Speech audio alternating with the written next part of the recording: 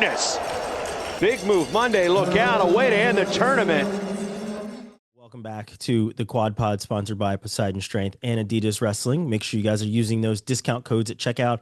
As always, it's great to be joined by my guys, Robbie, Austin, and Kevin. I am Holmes. We appreciate you listening and joining us for episode 42, the Jackie Robinson episode. I'd be remiss if I did not use that man for the episode, considering he's literally right behind me this side in every single episode. So this is Dion on this side. That's, Uncle Aaron, Ali on this side, but Jackie Robinson on the other. But we have got some things to talk to. Penn State versus Iowa. Endene no longer on the roster at Iowa. Garvin and Norman both out. Jax Forrest wrestling attached, but is he going to be going in the offseason? And then we'll go around our conferences and we will chat about some of the other highlights that happened in the EIWA, the ACC, the Big 10, Big 12, the MAC, and any other conference where we saw some really cool shit going down. But first, we are going to weigh in. And for my weigh in, I honestly want to give a shout out to all of the different coaches around the NCAA. And the reason being is because NIL has gone absolutely apeshit in sports, and seeing how everything has kind of transpired. And now we're getting media of this player is re-signing with a school, or this player is leaving because he's not paid enough, or this negotiation is happening. Or, I mean, even as far as I saw in football, the national championship is going on right now, but in football, two crazy things is Carson Beck let everybody know this past week that he's graduated from school 2 years ago. So basically he has not been going to class, which is the weirdest thing to admit on a microphone, considering he's supposed to be a student athlete and supposed to be enrolled in order to play college sports. So that's what we've come to. And the other thing was there was an offensive tackle that was in the transfer portal, and on his list of visits was the school he was already at. Yeah, the Oklahoma State kid. Yeah. And it was like the most asinine thing that I'd ever seen. So, and it wasn't even his first visit, which was not even his first part. visit, not even at the top of his list. So I want to give a shout out to the coaches across the NCAA, not just wrestling coaches, but college football, baseball, basketball, softball, you name it, because the things that you have to go through in order to figure out who's going to be on your roster from year to year has gotten tremendously hard. So shout out to you guys for dealing with it and rolling with the punches. At least some of you are really doing a better job at it of, I guess, transitioning into a different style of coach than others. And there's some that are just refusing to change. And there's some that are like Nick Saban and just like, fuck you guys, I'm out of here. So shout out to those coaches. I'm going home. I'm going home, full Cartman style. So yeah, shout out to those coaches. Austin, on to you. I'll give a quick shout out here to Coach Troy Nickerson at Army West Point. Just picked up his first career win as the Army West Point head coach. I know it's a little late in the season to get that, but he was currently 0-1. He was 0-1 before this. He had a match against Wisconsin. Tough one. They lost that one. So second try at home, he nailed it. They beat American in a tight battle there, all EIWA action. But other way in here, a little bit of history. So I'm sorry if I'm stepping on Claunch's toes. Lehigh wrestled Navy and Princeton this weekend. This was 106th meeting between Lehigh and Navy. They first met in that classic battle in 1910. It was the first time they've strapped up and wrestled. So long history between these two. Lehigh is currently winning the series 57-49. And the first meeting in 1910, we all remember, of course, Navy beat Lehigh 5-2. So a little different scoring back then. Not sure how it worked, but I'd love to go back in time and see what those matches were like. Just what kind of moves were they doing? Like what did they look like? How many people were in the stands and things like that would have been interesting. Second one I have here is they wrestled Princeton. They first met in 1911, so way over 100 years ago again. Lehigh's winning that series 57-8, and they had one tie. And the first time they wrestled in 1911, Lehigh won 4-3. So again, not sure how. Apparently they had 7 weight classes. I'm going to go with each win is a win. That's what I'm what thinking. I'm I going saw like 1912, 1913 record books. There was like a half point thrown in there for some teams. So maybe a tie was I'm not sure how it worked, but I'm sure Pirate or Jason Bryant could fill us in on That's what I that. was But just thinking. But a couple people who can chime in on that. yeah. Yeah. So I just digging back in some cool archives, found those results, and really cool. The wrestling goes back that far, and teams are still wrestling over 100 years later. So pretty cool. Love it. I expect to text Jason Bryant. Give us the explanation, damn it. Yeah. Robbie, It was on the to first you. match on a boat. I want to give a shout out to my guys back in Wyoming. Coach Branch, hell of a win this weekend over South Dakota State. Do you have a Branch 24 bobblehead? Not yet. I've been asking. I asked him. I saw asked it his today, and wife. I was like, I'm I trying. wonder if Claunch or Robbie has a Branch bobblehead. I'm Sadly, trying. They gave them no. out this weekend, and I'm trying to bribe people to get one. I want to set it up next to my Schwabble head so they can battle, and we can have like a I don't know, a battlefield. It'll be fun. I'm excited. Hope I get one. But they had a great win this weekend. Even with Novak out, huge win over a top 10 ranked South Dakota State. Puts them at 4-3 on the year, which doesn't sound great, but their losses are to Ohio State, Virginia Tech, and Penn State. So kind of good competition there. They also have the most points scored against Penn State this year, more than Iowa. So that's interesting. But shout out to them. They're doing a great job. Said it many times. Coach Branch does a lot with not as much as some other programs. Coach McCade Ford and Branson Ashworth, Josh Heil doing a great job out there. So shout outs to them. Nice. Claunch, on to you. Yeah, big fan of what they were doing there over the years. And on that note, Bryce Meredith just signed a wrestle somebody. Was at RAF coming up? Nice. I think. But anyway, He's sponsored by an eyebrow company. like what, Bedhead or whatever I don't know. I don't have hair, so I don't know what the hair stuff is called these days.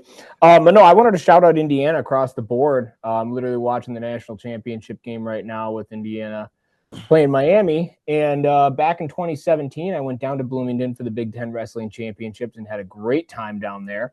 I don't remember the name of the establishments we went to, but I did hang out with Richard Immel down there. That was a great time. I believe Jason Bryant was there too, me and Tommy, and then a bunch of shout out to John and Robert Akins. Really good time there in Bloomington. So I definitely highly recommend anybody go there. And then I wanted to highlight the wrestling team right now too, because they're having a pretty good year. They're 6-2. Their only losses are to Ohio State and to Oklahoma. And then they will be taking on Penn State this Friday, so probably 6-3. But shortly thereafter, They're going to break the streak. They will be 8-3 because they wrestle Michigan State on Sunday. So, but no, shout out to that program and Coach Escobedo and everything that they've been doing down there. So, Indiana, way to represent the Big Ten and kick some ass. Love it. Their coach is a real life angel. Yeah, I love those guys. Nice. Love those guys.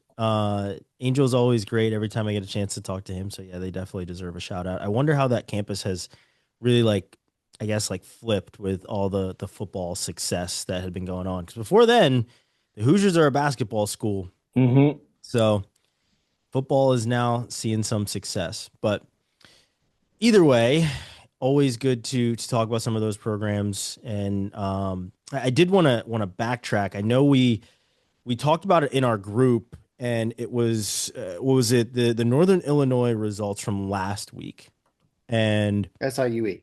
Yes, sorry, I said Northern Illinois because I'm literally looking at Claunch's t-shirt. SIUE results from last week, and they ended up beating, I know it was Little Rock, and who's the other? They just beat Ohio and Little Rock this past weekend, but they also have wins over Edinburgh. I've got their schedule up here too because I was going to shout them out later. Yeah, for sure. Because I think their only loss on the year is to Oklahoma. Yeah, and 8-1. I remember seeing it after we had recorded and sent it in our group, and I was like, I'm mad that we didn't discuss this at all. So yeah, definitely a shout out to those guys. A little fun fact. So I just started a different podcast with NHSCA, National High School Coaches Association. And the first guest that I had on, coach guest that I had on, actually was the English teacher of the future head coach of SIUE. And him and I talked about that for a while, and not on the podcast, but outside of it, and said how good of a student he was, and just like how much of a joy he was to like having class. So it was honestly awesome to kind of have that, I guess, that little coincidence, right? I did not know that he, was even connected or went to that high school or any of that. But it was awesome to hear about, how Darryl Thomas was a good student, and, not just a great wrestler, and how he essentially wanted to play basketball, I believe he said. And that didn't really pan out for some reason. Wonder why. Yeah. Maybe the whole wrestling 133 pounds. Yeah, maybe that. Being maybe 5'2" doesn't hurt you. maybe that. But yeah, it was cool when we started talking about wrestling, and he mentioned that he was Darryl Thomas's English teacher. So that podcast is called Beyond the Whistle, so you guys can go check that out if you want to. Shameless plug by me. Holmes is cheating on us. I am. I mean, in so many ways. But they definitely deserve a shout out for not just last week's results, but just overall of what they're doing. And even though Spates is leaving, Spates is awesome coach as well. Love those guys at SIUE. But let's get to Penn State versus Iowa. It was obviously the marquee match of the weekend. Some of us said that Iowa would win 2 matches. Others said that they would win 1. They were dangerously close to being shut out. Like, so close to being shut out. And Nasir Bailey comes through with the only win of the night. But the headline is 2 headlines, I guess, is Rocco Welsh beating Ferrari, and obviously Endene not being part of the roster anymore. So let's start at 184 before we go to 197. And I know we've talked about this before, of just the lack of attacks from Iowa, but former number one ranked Angelo Ferrari kind of takes the cake when it comes to the lack of attacks. And I think Piles said that he dropped to a knee 32 times without an actual action attached to it. It's just kind of unacceptable. Like, good wrestler, I'll say that. Good defensively. He definitely has leg attacks. We've seen him shoot, but he almost exclusively waits until the third period or even overtime to get back up on his feet and start putting pressure on somebody. And you saw it during this match with Welsh, and it just didn't pan out for him. And I feel like Welsh was obviously prepared for his style, but like, it's insane to be the number one ranked wrestler, but just lack all attacks until the final 30 seconds of a match. He hasn't, in my eyes, done really anything to separate himself from the pack. We saw him with, was it Isaac Dean when they wrestled Iowa State, not able to score a takedown there. He hasn't scored takedowns in other matches. This was another one. What do we make of Angelo Ferrari's style? And do you think that at some point he opens up or somebody gets him to open up? Claunch, I'll start with you. It's frustrating because we've all seen him and what he can do when he does get to a leg, right? He's very, very technically sound. He's incredibly gifted athletically, and what he's able to do when he opens it up, I mean, would be pretty awesome to watch, right? You have a sweet name like Ferrari, and it sucks to, like, I'm kind of joking when I throw that out there, but like also kind of not. Like, do some cool stuff, man. Like, live up to the name on it. Yeah, like, do something. And like I would say, like, I feel a little bad doing this against the match with Rocco Welsh, because Rocco does a good job of slowing everybody down too, right? Like, it's not like that's the easiest guy to get in on and finish. He's a hard, heavy hand fighter. He doesn't open up a ton either, right? So like in that particular match, it is what it is.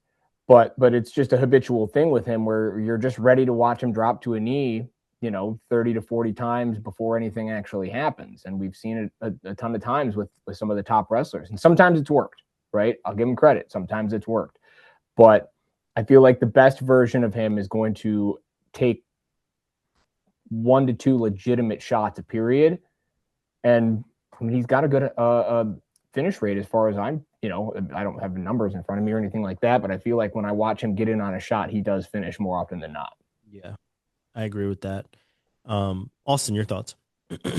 Yeah, kind of piggybacking off Claunch. I mean, he's so good defensively. I mean, is part of that because he physically can't get on his legs because he's on a knee. I mean, we've seen people get to his legs off of, getting him out of position or whatever, and he was good there. But I think he's better when he creates a little more action, gets a guy moving, and then he hits that nice sweep single. I'm just not sure what's preventing him from doing that. Like Claunch said, it's Rocco Welch. He's very, very tough. He's good at slowing the pace down, really good at hand fighting.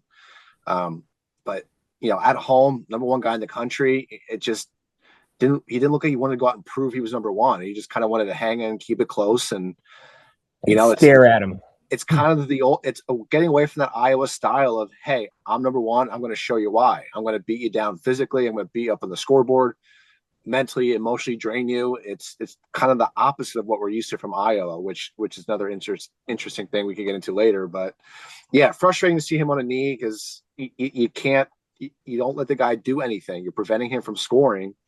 I mean, to me, I think that's a stall all day. Whistle blows, you're on a knee. I mean, to me, it shows you don't want to engage. You're kind of fleeing from the tie, whatever you want to call it. I think it should be called stalling a little bit more, unless he's going to drop to a knee and get real offensive with it right away. But we didn't really see that from him on Friday. Yeah. Robbie? So he's 9-1 on the year. His only loss was to Rocco in a 2-1 tiebreaker. In his 9 wins, he has 3 tech falls. One against Gavin Ricketts from Bellarmine, one against Landon Jones from Chattanooga, and one against Cale Anderson from Wisconsin. Every other match is he had 2 takedowns against Chris Moore. Is a 1 or 0 takedown match. Aiden Sinclair was 3-2, Zach Ryder was 4-2, Fishback was 4-1, Isaac Dean was 2-1, Caleb Uhlenhop from Utah Valley was 4-1. So those other names, some of the top guys in the country, right? When we think of top 10 guys at 184, you're not thinking of Caleb Uhlenhop, right? Shout out to Adam and all the good things they're doing there, but he's not an offensive dynamo who's, lighting up the scoreboard. Mm-hmm. So the 3 matches that he actually scored points in are against, I'm going to be honest, lesser opponents, right? Yes. Yeah. I mean, lower ranked opponents. And his approach is completely different against them, right? He's more active. He attacks more. And there's a good discussion with Borgia and Dennis Papadopoulos on Twitter this weekend about the position, whether or not it's stalling. And I guess my argument with it is, yes, he can attack from it. He's shown that he used it to set up for an attack. But the reality is, in every 7-minute match, we're seeing maybe 1 or 2 shots from that. So it's not really, you can't really say that he's using it as a setup, right? You're not baiting somebody for 6.5 minutes by being on your knee and then, oh, gotcha in the last 30 seconds. There it is, right? It's stalling because he's evading action. It's negative wrestling if we're going freestyle wise, right? He's making it so nothing productive can happen, right? You can't get him out of position because he's already out of position by being on his knee. So he's giving up any place to shoot at. It's incredibly frustrating to watch. And if we're discussing it as a product for viewership, it's fucking atrocious. Nobody wants to watch that. I mean, us 4 are some of the, guys who watch more wrestling than most people in the country. I was bored out of my mind watching that match. And I mean, nobody who isn't a diehard wrestling fan is going to sit through that. So, I mean, we have to do something. I think my biggest issue with it is every time he goes to that, he doesn't drop straight down. He steps back. So every single time he's drop stepping, he's stepping back away from action and dropping to his knee. And by rule, that's stalling, right? We're evading action, we're stepping away, we're not engaging, and it just needs to be called. I mean, set the tone early, make sure they're both engaging, and officiate it that way, so we're actually forcing some action. Yeah, and Rocco was totally prepared for all of it, right? Like you're wrestling Angelo Ferrari, you're obviously going to prepare for it. Obviously, Penn State, they're going to do what they're going to do no matter what, but they're going to prepare for their opponent as well, right? And at least know what those tactics are. And even though Rocco Welsh slows matches down, his attack rate is well higher than Angelo Ferrari's, no matter who he's wrestling. But knowing what was going to come in that match, obviously he's going to be slow with any sort of attacks because of how Angelo wrestles. It's annoying to watch. It's especially when you are the number 1 ranked guy in the country. It is very annoying to watch because in this dual meet, there were 1, 2, 3, 4 other number 1 ranked guys in this entire dual meet, and they scored a hell of a lot of points. Like a crazy amount of points outside of Levi Haynes. Levi Haynes is the only number 1 guy that wasn't Angelo Ferrari that did not score double digits. That was ranked number 1 and was attacking the entire time.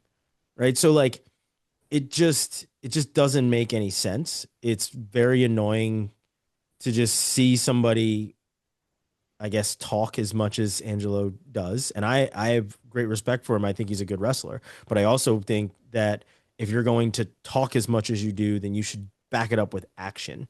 And it's, to Austin's point, it's not like it is the Iowa of old, where at least if there's going to be a lack of leg attacks, there's hard hand fighting that goes with it, where they're trying to exhaust you and just rip apart your back and your neck and just keep you moving.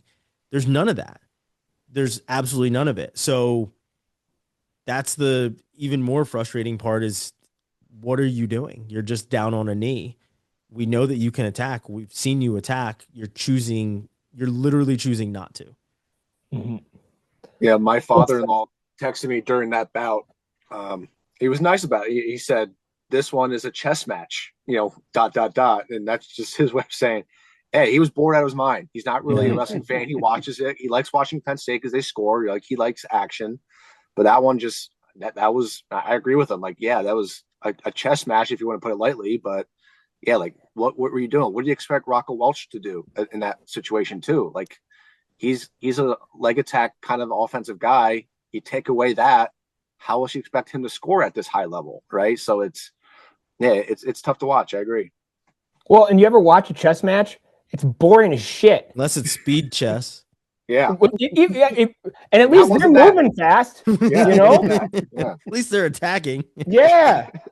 Those guys should have the name Ferrari. They're going fast. Like, I don't know, man. It's frustrating because it's like we've all seen what he can do, and I know that there's some level of gamesmanship. So like, and we're picking apart some of the top guys in the country, right? But it's like, to Austin, I think it was your point when you said, like, these guys are out here scoring points, right? These other number 1 ranked guys, or Holmes, maybe it was you're like, they're attacking, and it's in general the how you've seen the sport evolve over the years. And I mean, how many times have good coaches that I've talked to have said, hey, yeah, if you want to create action, you want to create some motion, you want to do something like that. And I don't know what kind of defense from a front headlock he has, but like, where are the dudes who used to just rip people's faces off with a front headlock and like make somebody pay for dropping to a knee? Where's Brent Metcalf? Yeah, bring Brent back. He's at the other Iowa school, I think. Yeah, that's true. Yeah, it was frustrating. I'm sitting there like, just run through his face. Mm-hmm. Like, I mean, how many times have we seen a guy wrestle Jordan Burroughs and Jordan's like, oh, you're going to sit there? I'm just going to run through your face. Mm-hmm. Right? Like, it's Marshawn Lynch all over again. Not to say that's the other that's the other Ferrari's tactic. That's Anthony headbutting people everywhere. Yeah. But like, not to say that it's such a simple tactic, right? But like, if somebody is going to sit on a knee and you're not able to get to their legs, the only other solution is to run through their face. If that's their first line of defense. So like, obviously not condoning headbutting or anything else like that, but you need to attack, and the only way to attack is through the point that he is at least giving you. So it is head scratching to watch somebody ranked number one not do anything. You're like, I'm struggling to see where the separation is between you and the rest of the field. Especially in, the day and age we're in where everything is so many points are scored off of counters and scrambles and weird funk stuff. Like you can't even get to any of that because we're just standing there. And takedowns are worth more now. Yeah, it's I don't know. It's not enjoyable to watch. And that's frustrating because you've seen what he can do. We know how fast he is when he actually attacks. He's gonna have to risk at some point, or we're gonna just keep him having 2-to-1 rideouts, and that's not doing anybody any good. The funny thing was Iowa then being mad that Rocco Welsh was stalling in overtime by dropping to a leg or riding or backing away or any of that. It was like, we just watched your guy. We just had 7 minutes of this. Drop to a knee for every single time he was on his feet. Like, and then it was blatantly obvious when he wanted to attack because he got up and was starting to put pressure on, and Welsh just circled. And it's like, what do you expect to happen here, guys? So it was incredibly funny to see them boo or be mad about Rocco Welsh stalling for 15 seconds, yet Angelo did that for 7 minutes. Well, the other thing too is like, if you're an Iowa fan, I just don't think that this is the most sustainable. Like if you told me right now that Ferrari won the title, I'd be shocked. I would be shocked. I don't think that you can make it through NCAA's wrestling like that, again, with how deep 184 is, all the way through it. Yeah, you can't win. I mean, realistically, you're not winning, 4 sudden victory tiebreaker matches. It's not realistic. Yeah. Before we get to the rest of the duel, or at least the Endene part of this, let's get to I want to talk about the rest of the duel. Blaze wrestled an incredible match against Ayala, and Drake Ayala is now 4-5 on the year. Like, did not see that coming. Like, it is a He's got very some tough matches coming up too. Yeah, so it has not been Cannon, easy and Davino his next 3 matches for him at all. Whew. So a long stretch of just like absolute toughness for him. But Marcus Blaze wrestled such a sound match. Like even down to the point where he was just staying in the middle of the mat when he didn't need to score and just defend. So I was really impressed by Marcus Blaze. Robbie, anyone during this duel catch your eye, Penn State or Iowa otherwise, of how they wrestled? I was impressed with Nasir Bailey. It's kind of see that was like some veteran grittiness there, and probably better than he's looked a lot of the year, honestly. Messenbrink is a fucking freak, man. He's just he's so good. And Caliendo is incredible. And for this to continue to get separation from him and, getting a major over him, that's wild. That's what number ones are supposed to do. Yeah, but yeah, that's a big separation between 1 and 2. Yeah. Claunch, your thoughts on the rest of the duel? You called it, man. Mirasolo over Keeter. I did not see that coming at all. I didn't see it. And he wrestled a really, really good match. Was in control pretty much the entire time. That one really stood out to me because I was like, well, Keeter, at least they'll end on a high note here. And then they didn't. And, and I trust Keeter's going to put it together too. Like in general, like honestly, like you expect what you expect out of Penn State. And like, we all sat here and we're like, I don't know, 1 or 2 maybe matches. But if you're going to be an Iowa fan and I like Gabe Arnold. He looked really good at 174 against the guy in Levi Haynes. Like that's a huge to be in that match and to be competitive with a national champion who's consensus number one guy at the weight was really impressive. Jordan Williams wrestled really well against PJ Duke, who obviously we all know is a super stud. But he was in there battling, man. So, on the flip side of that, Duke showed some real maturity for how young he is to be in that match and to win it the way he did. Absolutely. Yeah. But no, in general, I mean, like, I do want to make sure I don't forget this. I want to shout out Nick Ryder, who said that Iowa wasn't going to lose by 30, and he was right. They did not lose by 30. So good job, Nick. Came real close. Mm-hmm. Austin, your thoughts? I mean, I think someone else said this too. Maybe not any of you guys, but talking to somebody, Ryder Block may have been the most impressive Iowa wrestler. Yeah. At least one of them, just he was looking to score, and he didn't just sit there. He was outmatched, but I think he had. Did he get a takedown on Ben Ness? First takedown. Got the first takedown. The first one, yeah. And that score is not one really of two indicative takedowns. The score is not really indicative of the match either, because Van Ness scored a bunch of points at the end. Yeah. So that was I mean, I thought he looked really good, and like kind of that old school Iowa. Like, hey, I'm gonna beat you up, and I'm gonna be physical with you, and it worked out for him, except like you said, that one big move at the end, which was gorgeous, by the way. Though, yeah, it was nice. That pick was so nasty, and it right into a Turk and just turned him so nasty. So like, yeah, the score is definitely not indicative of the rest of the match, but that one sequence was just like that was from Block's shot too, right? Like his leg was in the air. He reached down, picked the end. Yeah, that was real smooth. I'm going to do that tomorrow. Yeah, it just overall, like we kept mentioning, it's just there's something different about Iowa. You know, they're not what they used to be. It reminds me, you guys like classic movies. Austin Powers, The Spy Who Shagged Me, when Fat Bastard takes Austin Powers' mojo. Iowa, they don't have that mojo anymore. Like they don't have their moxie, their swag, whatever you want to call it. They're just, they're almost a shell of themselves, and it's not the same style.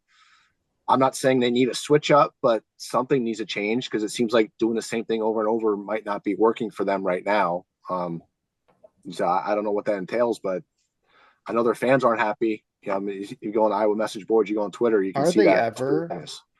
Also true. Happy? Unless they're winning by 1 million, which hasn't happened in a while, they're not happy. Yeah, they need Heather Graham. What do we make of the Endene situation? And shout out to everyone that left comments, even though I put the caveat in the caption of we recorded this before any of this news came out. So for anyone that is listening, we record both shows on Monday. That's why we're wearing the exact same clothes in both episodes. But I'm gonna wear no clothes next episode to really throw you off. Yeah, the next one's gonna get a little hot. But the Endene situation, pretty wild, because we thought that he was just out having a kid. Right? Like, or his girlfriend was having a kid, I should say, by the way. I should clarify that. Was welcoming his first child into the world. But it turns out he's just no longer on the team. So, like, to Austin's point, what does this say about Iowa, where, and I saw people pointing it out, they had a commit from Bo Bassett, doesn't turn out. They have a top 5 guy in your lineup at 197 in Endene, doesn't pan out for the second semester, whatever the reasoning is, right? No matter what it is. And there's obviously a ton of different things that are flying around. And honestly, the truth is probably somewhere in the middle of all the different things that anyone is discussing, us included, offline. But what do we make of the situation? And obviously we're piecing together this puzzle of he said, she said. But Robbie, your thoughts on the Endene situation? Weird to have a guy who was top 5 in the country leave mid-season.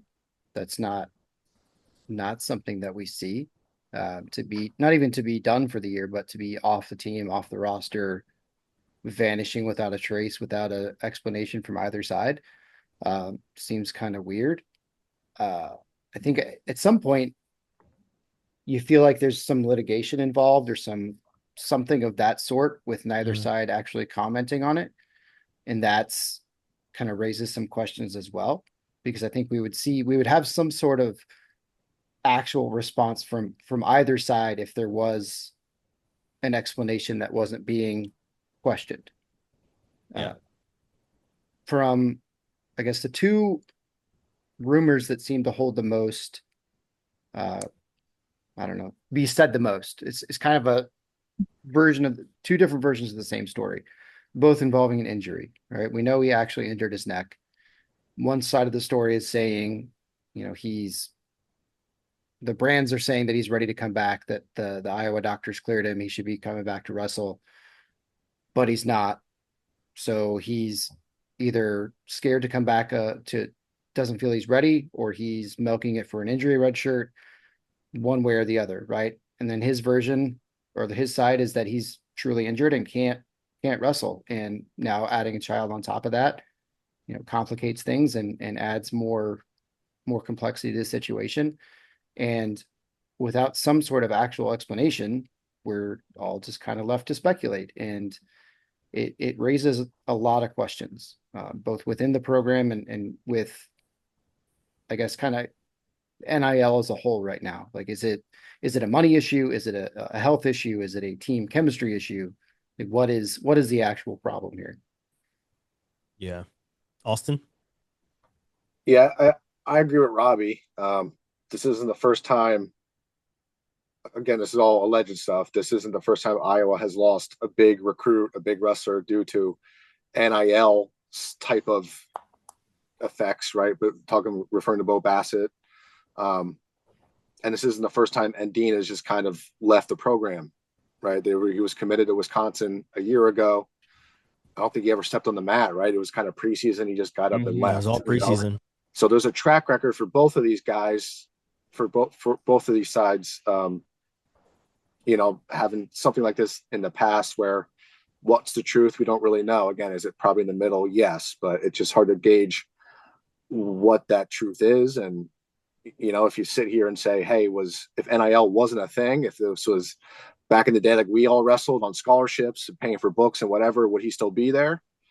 I would say probably, right? But again, we don't know the whole story. So again, I hate to throw NIL in there, but you got to think that there's some kind of issue with that. Yeah.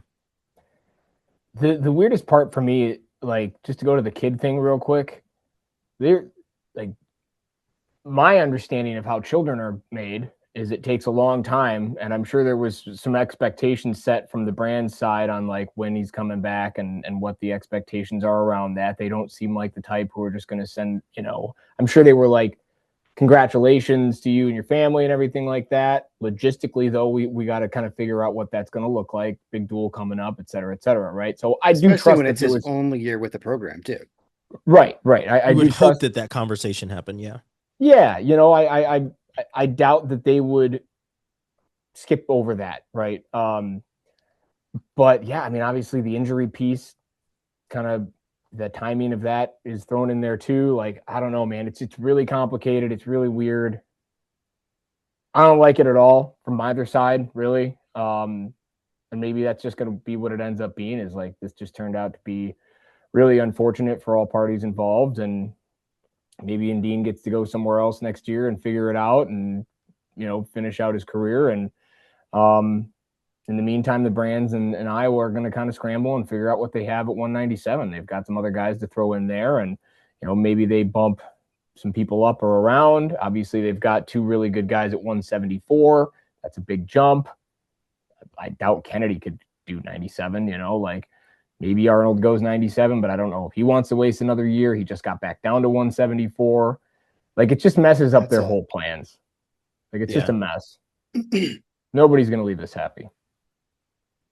I think my bigger concern, like expanding past Iowa and kind of circling into the next topic that we have, is when we have situations like this now with kind of unknown injury situations and medical red shirts and people not wrestling, like we're talking about Garvin and Lorenzo Norman, like you have, because of NIL, now you have this like lingering suspicion or lingering question in the back of your mind of, is it actually an injury, or are they trying to capitalize? And I'm not saying that any of them are doing this, but just that it raises that question, because now there's money involved, and it complicates things. Like, it's not as simple, you have this many years, go do this. Now it's you're getting paid to do this, make the most of it. And it certainly complicates matters.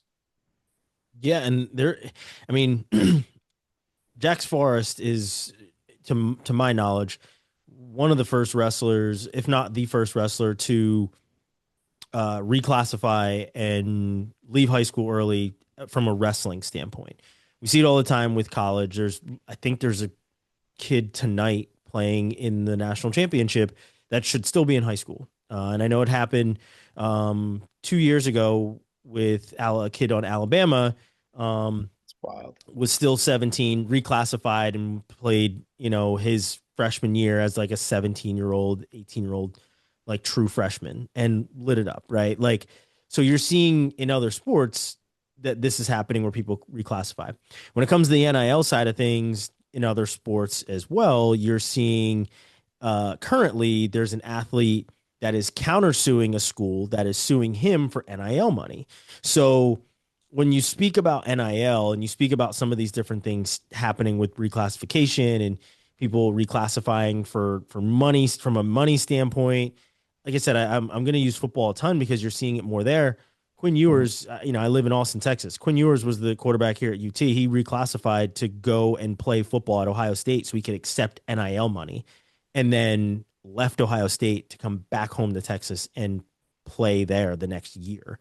But like, NIL has had a huge impact on a lot of these things. So like, I think it's pretty wild. And Robbie, you're right over the target to question those things of like, are these guys, you don't want to think that they're sitting out because of NIL money, but it is something to question now, because it is more of a business. You're like, well, I mean, maybe if I get a doctor's note to say that my back's messed up or whatever else, like, I can parlay this into more than 1 year payment, right? So like, I don't think you're wrong for asking. I think it's certainly a question now, and I'm sure coaches behind the scenes are weighing those options.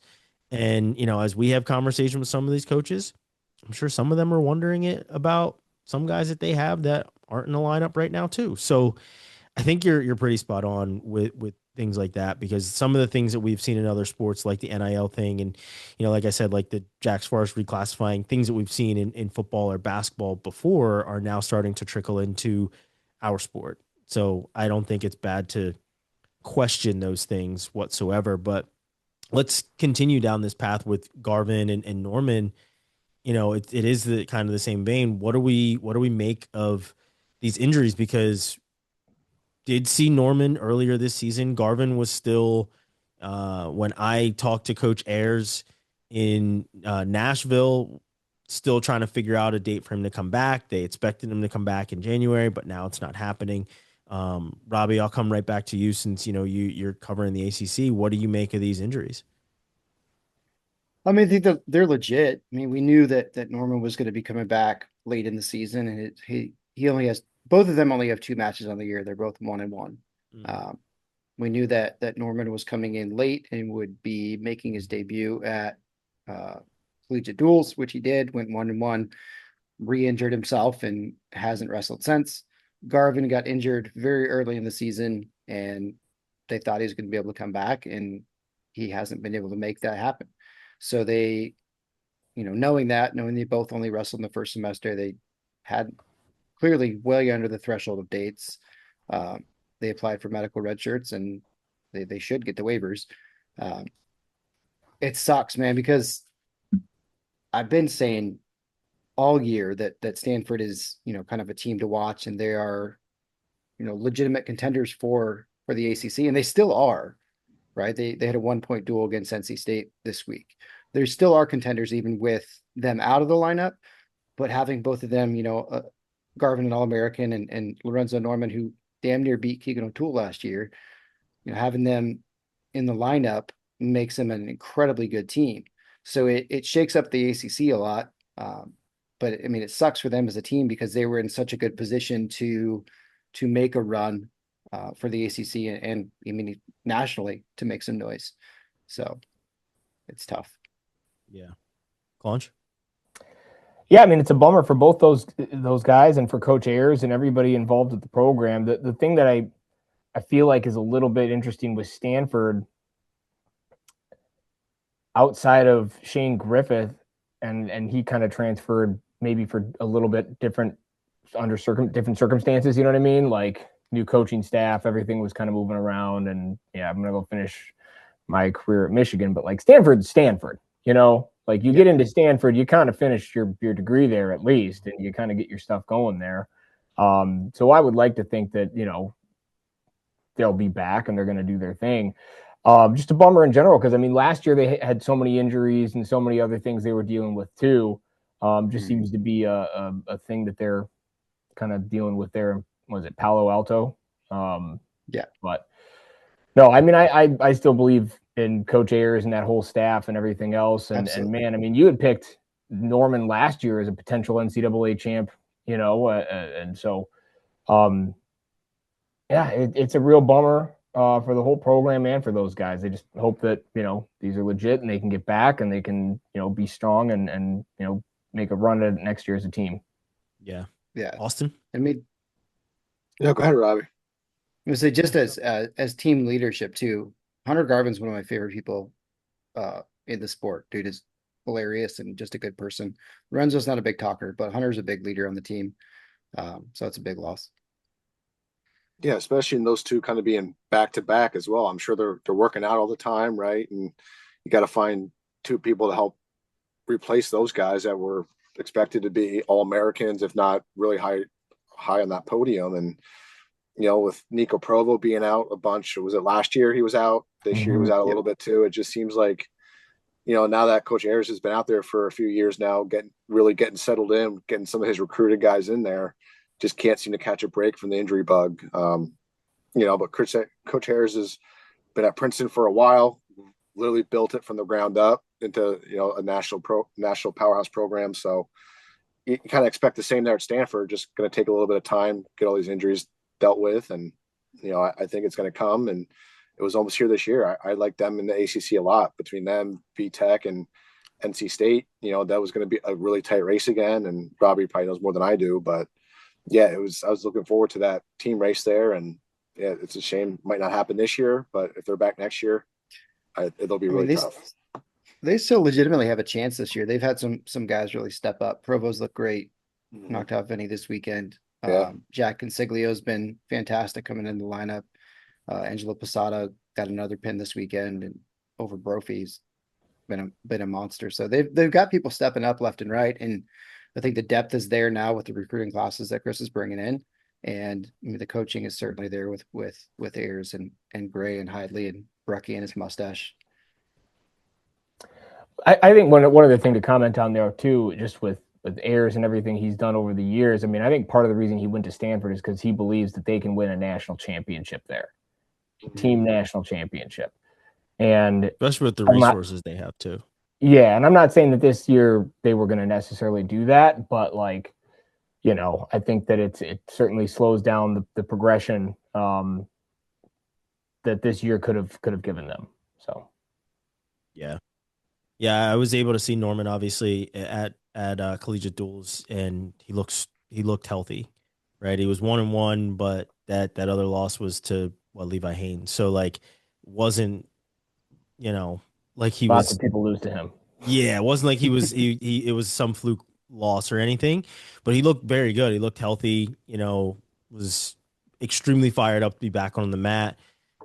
Sean Gray was very excited to have him back out on the mat too. I was able to be behind their bench as they were wrestling in both their duels, and it just sucks to see nagging injuries happen, especially to guys that are truly contenders, right? You hope that their window doesn't close when they get back into the lineup. Speaking of windows being open, is the window open for Jax Forrest to be in the lineup? This past weekend, he was wrestling attached, and shout out to Pirate for being all over that. He has to wrestle attached in these opens in his first semester. But he comes away with the Cyclone Open winning the title there. Little small sidebar for people that were pissed off that Flo or whoever else was not streaming it. This and I know that I'm probably, speaking of biases also on Twitter, I worked there. So I kind of feel like I have some insight into how things work a good bit. There are times where you do seek out an event. There are other times where you seek out an event and it doesn't pan out. And there are times where no one calls. So it's not always on Flow or ESPN or whatever else to try to put a deal together. Sometimes there just is no deal to be done.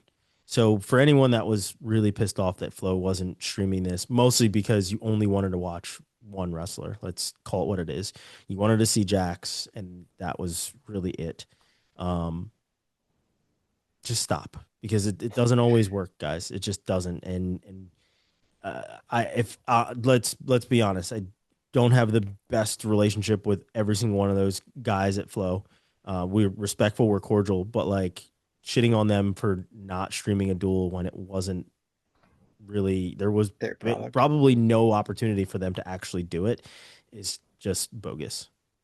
And I don't like that it takes away from like legitimate gripes or grievances that people may have. Like there's certainly things to be said. Room for improvement, and I think any company should be open to hearing those things. But when it's completely out of their control, Iowa State has a Big 12 contract. Big 12 has a contract with ESPN, so it has to go through them, right? Yep. So they can give up the rights and Flow can take them, but apparently they don't give up the rights, so nobody can do anything about that, right? And why is water wet, Flow? I know, fucking assholes. I can honestly speak to a time where there was a Big 12 event and ESPN was not streaming it, and we reached out and tried to connect with them, and they did not give up the rights to allow us to stream it. So things like that happen. So like, calm the Twitter fingers. It just is what it is. Sorry for that sidebar. It wasn't as quick as I wanted it to be. But anyway, Jax Forrest wrestled this weekend again in an Oklahoma State singlet, wrestled attached because he had to, wins the Cyclone Open, and people are now speculating, is Jax going to be going in the postseason? Everybody thinks because he was attached that he is going to be going in the postseason, but remember, this is only his second date. He may have wrestled 4 matches, but he's got 3 more dates left. Do we think Jax Forrest is going to be in the lineup postseason? Austin, go. I'm leaning towards yes. I mean, why bring him in for a half a year to redshirt him? Like we talked last week, he could have been at the RTC training and not burn a year of college and all. And he could have taken community classes, get the gen eds out of the way. And I don't know, do they still even do that with NIL? I'm not even sure anymore. But not if you're Carson Beck. He just gets paid $8 million to play football in college. Yeah, and I'm sure Jax would be getting paid $8 million if they had. Oh, they do have the money. That's right. Anyway, I think all signs to me point like he is. Like I said, why come in and do a half season to redshirt? Just doesn't really make sense to me. It seems like he's the guy. You got to think he's the best option in that room. No disrespect to Ramirez, but I think we're going to see him. I'd be shocked if we don't, and if we don't, I'm sure there's reason behind it. But if I'm a bet man, I'd say yes, we'll see him in March. There's definitely no disrespect to Ramirez. He lost to him this weekend, so he's obviously the better guy for that weight class. That's right. Yeah, I forgot that. Robbie, your thoughts on Jax Forrest? Does he stay or does he go? Would that win count towards his record and his RPI? Because wins over teammates don't count after the think so. No shenanigans, correct? Then his win over Ortega wouldn't count towards RPI either because he's an RTC guy. Mm-hmm. So that's something to consider. So he would have to get up to 15 matches to get RPI and earn an allocation. Or just win the Big 12. Yeah, there's that too. But I mean, to earn an allocation, you would have to meet the thresholds. Yeah. So he'd be stealing somebody's spot. I don't know. I mean, it feels like he's gonna go. Um, but it's the whole situation is so different that, I mean, would anybody be surprised if he doesn't? Like, just because this whole situation has been weird, like nobody expected this, right? It wasn't initially planned. He graduated early, came to campus early. Nobody really knows what's going on. Everybody's being cryptic about it. So I I would lean towards yes, just because I think he's their best option and they're going to throw out their best lineup.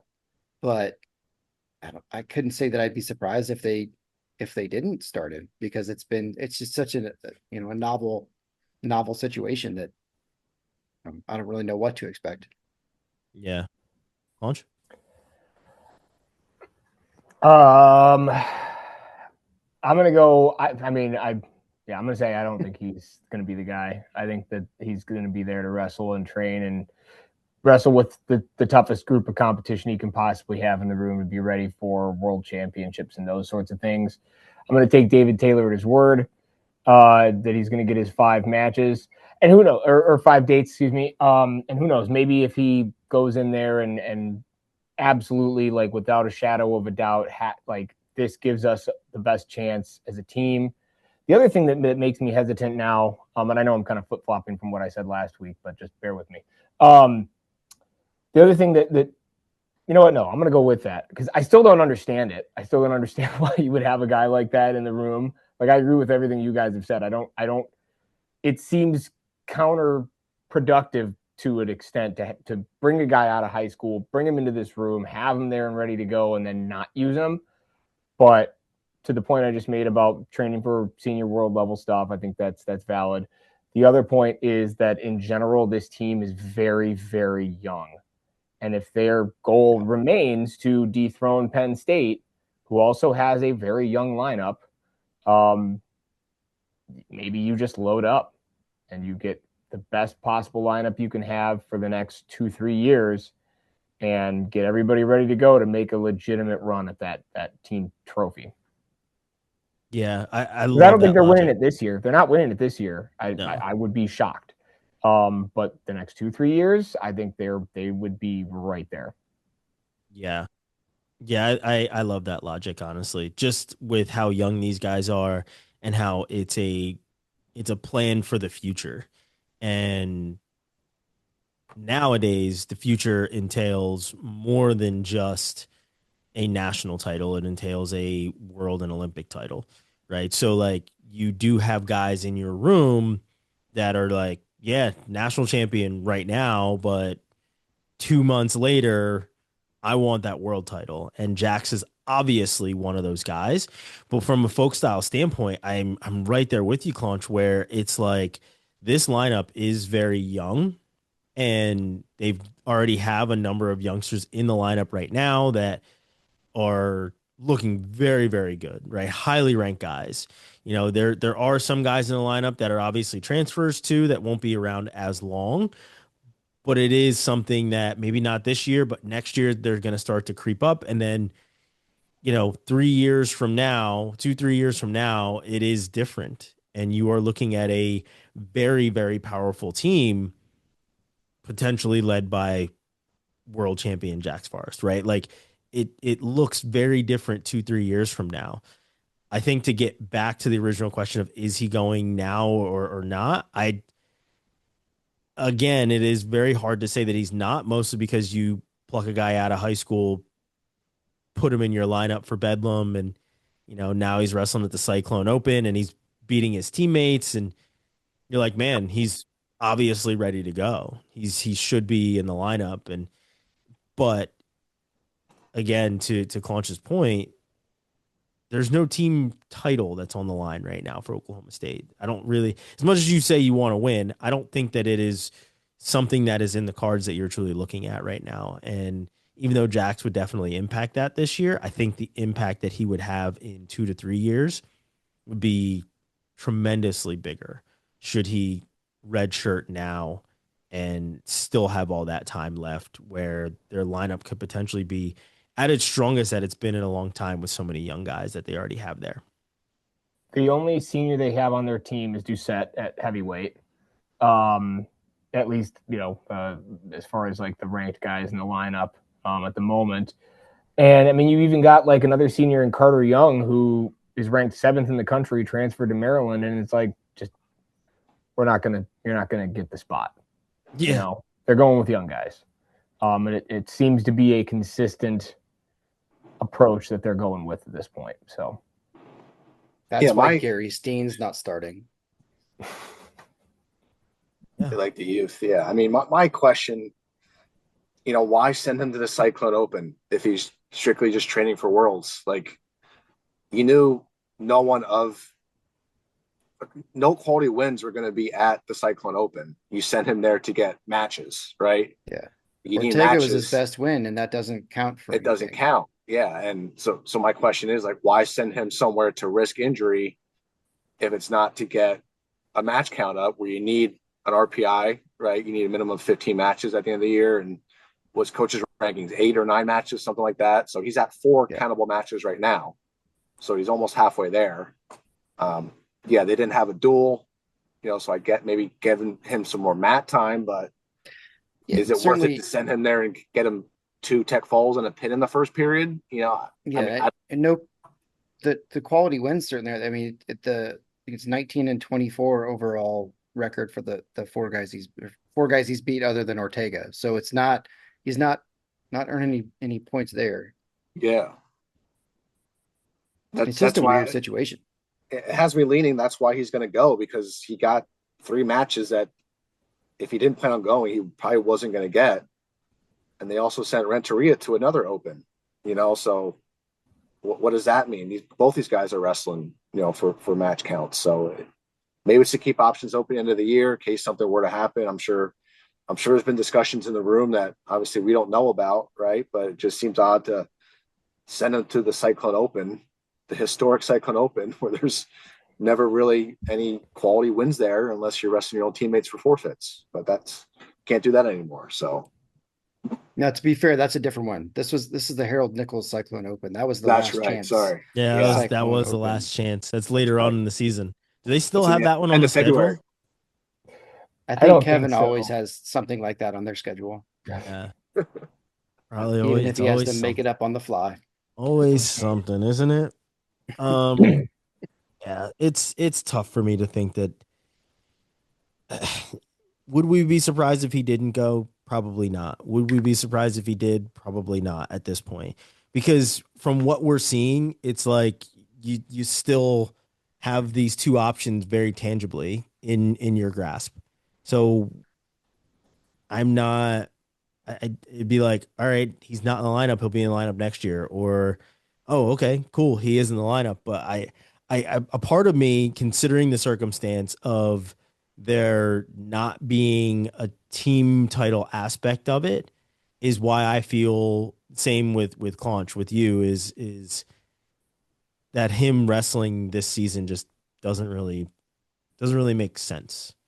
So get as much practice as you can while you can, and gladly sit down after your 5 dates have been hit instead of continuing on. So definitely don't envy the coaching staff at Oklahoma State, knowing you have this really good guy in your lineup that can contribute right now, but you have to just kind of put him on the back burner. Let him cook on certain weekends, but for the most part, just back burner him. So a fun ACC side note on this is that Aaron Seidel pinned Ortega in the Midlands finals, and we could potentially see a Seidel Forrest match in February when Oklahoma State comes out to Blacksburg for the duel, which is a rematch of PIA state finals. So a lot of interesting potential there. Give me that one and give me Iowa at the end of the year. Happy man. Mm-hmm. Pick one other date. You can have it. Don't even care. Give me Virginia Tech and give me Iowa duel with Jax Forrest, and I will happily sit my happy ass down on the couch and watch that match happen. They wrestle Iowa State too. Yeah, I don't Give me know that how. duel. I mean, that is another One of the one. twins. Frost. Jeez. One Yeah. But at the same other, time, though, that if he's not going, you want those quality wins to go to whoever the starter is going to be, and This is that's the a Big 12 conference. match. So, like, Yeah. it's a weird. Yeah. I don't know. It's I was just looking at the schedule here, different weight classes, and obviously this guy didn't reclassify and transfer mid-year. But as far as like studs who take a red shirt, despite maybe being the best guy in the room, Mendoza for Missouri is clearly awesome and could probably contribute right away. And I'm a big Josh Edmonds fan, but yeah. So many young guys that can contribute right away, which is so much different than in what it used to be. Guys used to come in, sit for a year, kind of get their asses kicked. I mean, hell, even Cale Sanderson didn't start right out of the gate. Mm-hmm. So, man, so much has changed. Guys they're so incredibly ready in wrestling up against grown ass men at a very young age and beating them. been in college for 9 years. Hell, maybe that's part of the game plan too. Red shirt, and we'll get you as many matches as you can, and then you want to try to go undefeated. This is the best way to do it. Yeah. Especially for how stacked 133 is. I mean, we talk about almost every week. Like the top 10 or 12 guys there or badass dudes. Like it's a really tough weight class. And for him to come in as a high school senior technically and win that one would be super impressive. Maybe that's part of it too. It's like, hey, I want to wrestle these guys because this is the toughest weight class. And he has that competitor in him to maybe do that. I don't know. It's just another wrinkle. Could be interesting. Yeah. All right. Well, let's put that one to bed and let's move around our conferences. We'll start in the EIWA. I know there was some action. Austin, you gave us a history lesson to kick off this episode, but I know Lehigh and Princeton gave some action at 125 pounds. What did you make of I saw a clip of it. I watched the match, but then I saw a clip like slowed down of that final takedown from McGowan. It's clearly a rolling start. He never stops moving. But it wasn't clear to the official until it was in slow motion. Exactly.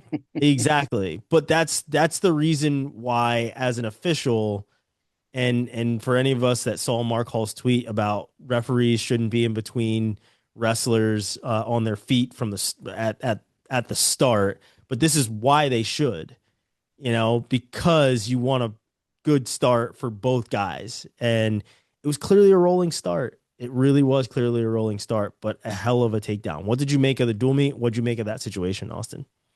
Yeah, just give some background on that. Seymour was up 2-0 with, 10 seconds left, 11 seconds left, 7. Yeah, they went out of bounds back to the middle, and that's when McGowan gets a little quick rolling start there.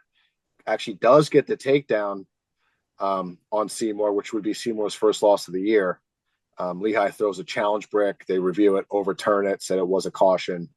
So takedown didn't count. So, yeah, I mean, I think I agree with it. I probably saw the same video you saw, Holmes, of, yeah, it was definitely a rolling start.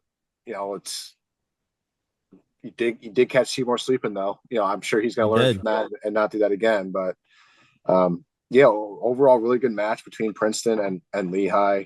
I gave a shout out to, on Twitter, Max Brignola, just 165. He's been never really a super offensive juggernaut. He took a red shirt last year, really worked on that. And with Chenzo in the room, Vincenzo Joseph, he's just taken another step forward with offense. He's been tech falling everybody, scoring a ton of takedowns, looking really good. I think he's a legit All-American threat at 165 there for Lehigh. And he had the first 3 guys in Seymour, Crookham, Stanich, who are probably going to be All-American, slated to be pretty high-end All-Americans. He had Brignola in there, Nathan Taylor up at heavyweight. Lehigh's looking potentially 5 All-Americans, which would be really solid year for the conference and for Lehigh overall. But, yeah, really good match. And Lehigh before that actually wrestled Navy on Saturday, which came down to heavyweight. Lehigh was up by 1. Nathan Taylor, who's a top 7 guy in the country, was wrestling the freshman from Navy and Lenozga. Came into overtime. Go behind takedowns for Taylor, sealed the deal, and Navy looked really, really good. They didn't give up any bonus points in the first 3 weight classes, and they have 2 freshmen there, wrestling against Seymour and Stanich and Crookham. So Navy looked really good, and yeah, it was good action overall in the conference. Drexel beat Binghamton.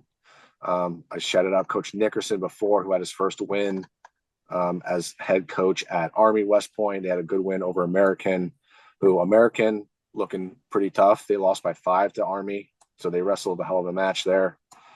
Who else do we have? Binghamton went 2-1 at the Davidson Duels. They lost on criteria to North Dakota State, which is a really good match as well. Binghamton beat F&M, and American beat LIU, and that's pretty much it here. So yeah, good weekend overall for the IWA. Nice. Robbie, ACC action. A big busy weekend. Non-conferences start. Virginia Tech blanked App State in their Moss Arts duel.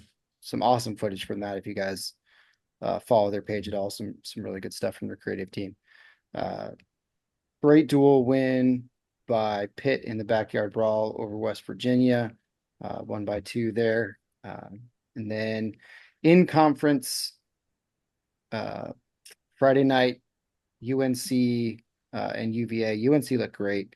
UVA did not have the showing that they had last weekend against NC State, but UNC kind of came out and put it to them. And been super impressed by the youth for the Tar Heels. They have 7 freshmen in the lineup right now, and they're all kicking some ass. I guess 6 freshmen because Neves is junior. So 6 out of the 10 starters are freshmen, and they are all looking great. And I think that's going to be a team that continues to sneak up on people. And there's a very real chance that they can beat NC State this weekend. They have their rivalry duel this weekend, and with the way NC State has been wrestling close with everybody and the way UNC has been performing, you could certainly see an upset from the Tar Heels there. When's the last time that they beat NC State? It's been some years, right? Yeah, if ever. I'd have to look that up. They've beat it. It's been, I don't know, I'll look it up. It hasn't been as long as you'd think, but it's been a few years. I just remember that CD Mock did not have UNC really humming. So no, he did not. So I feel like it would have to be a very long time since NC State has lost to UNC. That's fair, but at pre-Pat Pop, NC State was not humming too well either. Yeah. So there's that. And then this weekend, or I guess late Friday night, Stanford and NC State, awesome duel, came down to 1 point. Stanford, it was a 21-20 NC State. So fantastic duel without starters from both sides. Biggest story there was Nico Provo, who some of us did not forget about, knocking off national champ Vince Robinson in sudden victory. So that's now the second ACC guy who's beat Vince Robinson, with Eddie Ventresca also holding a sudden victory win over him this year as well. So 125 in the ACC is pretty wild.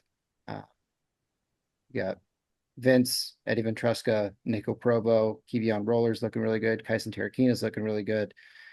So, I mean, Dylan Chappell's moving up. So or Tyler Chappell. So looking really, really good. And then Pitt blank Duke, not a good showing by Duke. Their closest match was an overtime loss from Pitzer, or from Barkett over to Pitzer. But otherwise, they were not really in any matches against Pitt. So, Claunch, on you with some action in the Big Ten. Yeah, I'm gonna start with some action actually. Sadly for me, as a Central Michigan fan and alumni, Northern Illinois, whose shirt I'm rocking right now, beat us for the second time this year. They just beat us, I think, the weekend before as well. It was a really fun match at 125 pounds where Archer Anderson a week ago had beaten Blake West. This time West gets the win. Both matches were really high scoring. I think this one was like 15-11 or something like that, but really, really back and forth between those two. But in general, the MAC, we talked a little bit earlier about SIUE being 8-1. Lock Haven holds steady at the top. George Mason in that East Division as well, 2-0. Ryder 2-0. SIUE in Northern Illinois at the top of the West Division. And with respect to the Big Ten, I mean, I'll go right into Michigan because I watched both of those duels pretty closely. They got wins over Rutgers and they got a win over Illinois. Illinois looked really good despite not having Cannon Webster still at 157 pounds. We talked last week about he hit his head pretty hard, and so he was still out. Yeah. But shout out to Cam Catcherbone. He was down late in that match to the point where I stopped watching it. I was kind of doing some other stuff at the same time. It was my wife's birthday. Shout out to her. So I was kind of cleaning up the house and taking care of some stuff at the moment. Trying to figure out if I had jinxed Catcherbone by mentioning him the day before at a wrestling thing to somebody else. But anyway, he ends up getting a reversal and 3 back points to end up winning that match, which ended up being pivotal for the Wolverines to win the duel. But yeah, Michigan lost at 184 and 125, which I think were both matches I expected us to win. Hence me betting the -7.5. Yeah, but they looked good about that. Yeah. And then it was -9.5 against Rutgers on Friday, and they won by 9. So sweet. But no, they looked really good in that duel. Both Nonas got wins there, and against Pinto and against was that all right? No, who's 184? Oh, Cartagena Walsh. Yeah. So those are big wins for those guys. But yeah, McNeil's looked pretty good lately, so that's been good. And then we talked about Iowa already. Minnesota-Nebraska was a fun duel. At least like scoreboard wise, it looked like Antrell Taylor was going to lose to Millard until he wasn't. And then he gets a pin with like 3 seconds left. That was a crazy turnaround at the end of that match. And then we had a nice overtime match with Silas Allred. That's who I was trying to talk about earlier. And Max McAnally. It was a sweet duck he hit. Oh, it was a sweet duck. Really sweet duck. So he gets the win. Probably not as pretty as he would have liked, but he got it done. Rutgers over Purdue and Indiana over Maryland, which I believe I mentioned earlier. And there was another one with Northwestern somewhere in here. Oh, Wisconsin over Northwestern. So, just some fun action from everybody in the MAC and the Big Ten. Nice. Yeah, in the Big 12, there was North Dakota State went 2-1 at the Davison duels. Had a tough loss to, looks like Lock Haven on Friday night, 18-15, but then shuts out Davison and beat Bucknell 20-19. So very hard fought weekend for North Dakota State. South Dakota State beats Utah Valley 19-16. Oklahoma over Air Force 38-4. And Pitt beats West Virginia in that little, I guess it's kind of a rivalry, Pitt versus West Virginia, if I remember correctly. Brawl. Yeah. That backyard brawl. 17-15, not to step on the ACC win for you, Robbie. But yeah, West Virginia taking that loss. But hey, Kevin, guess what the line was for that one? Half a point difference.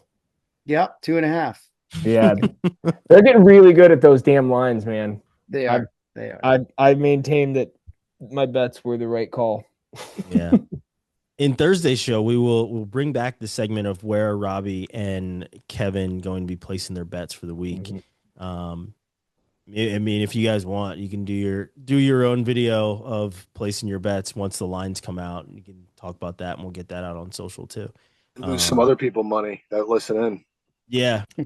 I did win some money. Lose some other people's money, yeah. Cal have State them listen to Bakersfield you and then blame plus- you for why you bet on West Virginia to cover and they don't. Yeah, well, it is what it is. Sometimes you just got to go with the points. Cal State Bakersfield plus 43.5. That one. Are you guys using the same platform to make bets? I believe Yeah. so. DraftKings. Yep. I wonder if The it's other Willie one that that's offers doing it's them. like I don't think he is. I think he's doing them for.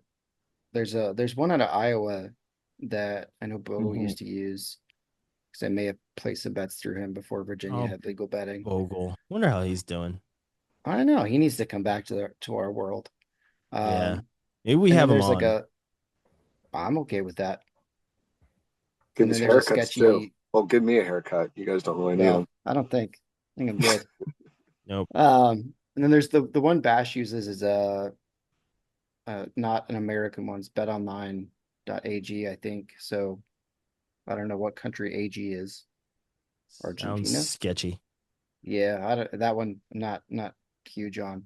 But there's a couple other Sketchy. ones that have him, but not in Virginia. Yeah. So I use DraftKings.